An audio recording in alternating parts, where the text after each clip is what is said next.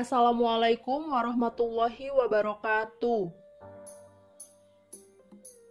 Materi kita hari ini adalah cara belajar efektif menggunakan pendekatan metacognition.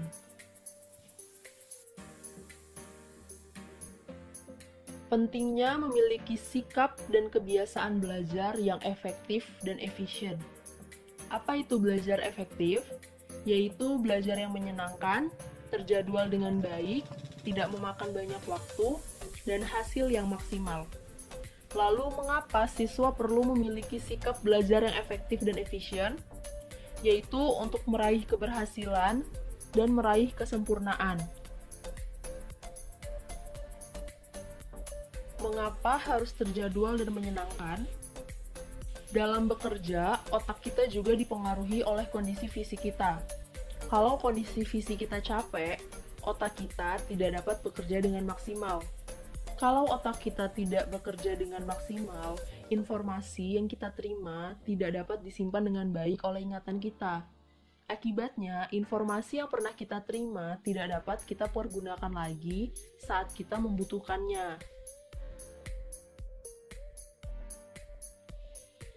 Oh iya, ingat ya, belajar kebut semalam itu tidak efektif dan tidak bermanfaat bagi siswa loh. Lalu apa saja yang harus diperhatikan dalam belajar efektif?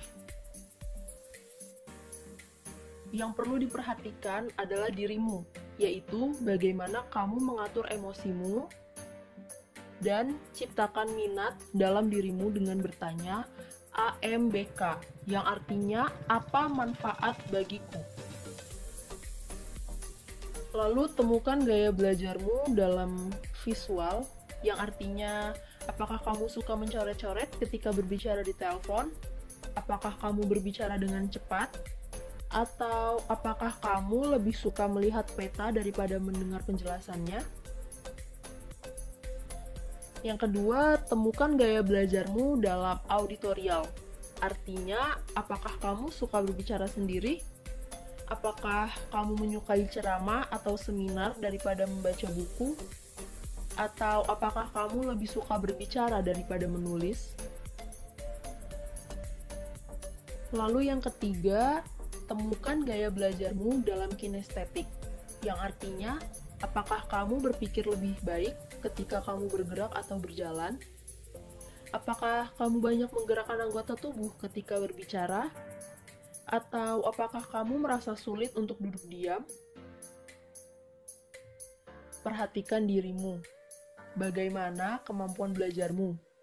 Dan berapa lama waktu yang kamu butuhkan? Perhatikan lingkunganmu. Pilihlah tempat yang menurutmu nyaman, atau dengarkan musik saat sedang belajar. Lalu, teknik apa yang kamu gunakan? Mencatat bebas atau peta pikiran?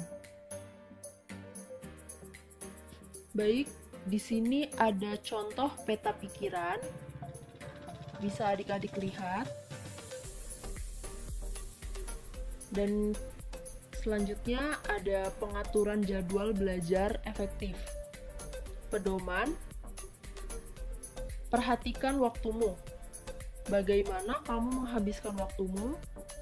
Kapan kamu habiskan waktumu dengan sia-sia? Dan kapan kamu dapat belajar dengan baik? Selanjutnya, rencana jadwal belajar efektif. Yang pertama, beri waktu yang cukup untuk tidur, makan, dan kegiatan hiburan. Yang kedua, prioritaskan tugas-tugas. Yang ketiga, luangkan waktu untuk diskusi atau mengulang bahan sebelum kelas. Yang keempat, jadwalkan waktu 50 menit untuk setiap sesi belajar. Yang kelima, pilih tempat yang nyaman, tidak mengganggu konsentrasi untuk belajar. Yang keenam, rencanakan juga deadline. Yang ketujuh, jadwalkan waktu belajarmu sebanyak mungkin pada pagi hari, siang hari, atau sore hari. Yang kedelapan, Jadwalkan review bahan pelajaran mingguan. Yang kesembilan, hati-hati, jangan sampai diperbudak oleh jadwalmu sendiri. Mungkin itu saja materi yang bisa saya sampaikan untuk hari ini. Kurang lebihnya saya mohon maaf. Wassalamualaikum warahmatullahi wabarakatuh.